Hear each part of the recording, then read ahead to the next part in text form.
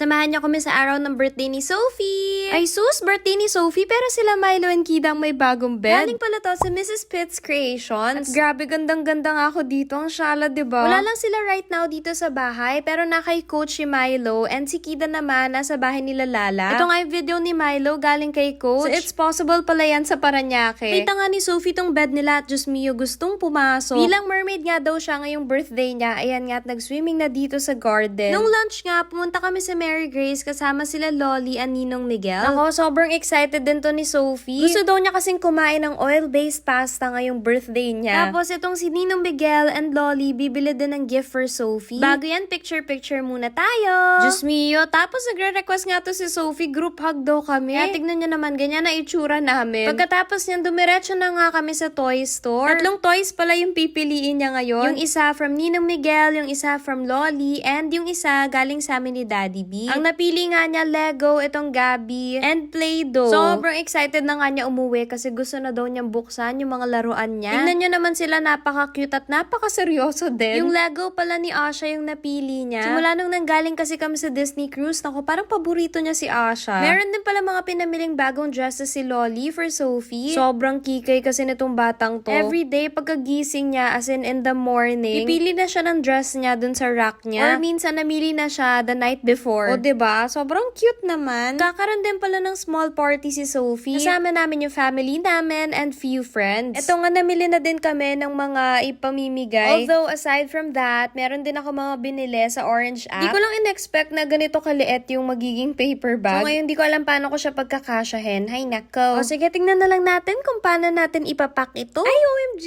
Personalized pala yan, tignan nyo. Magnet yan, pwede kayo magpa-design ng sarili ninyo. Link in bio na lang. Love, love!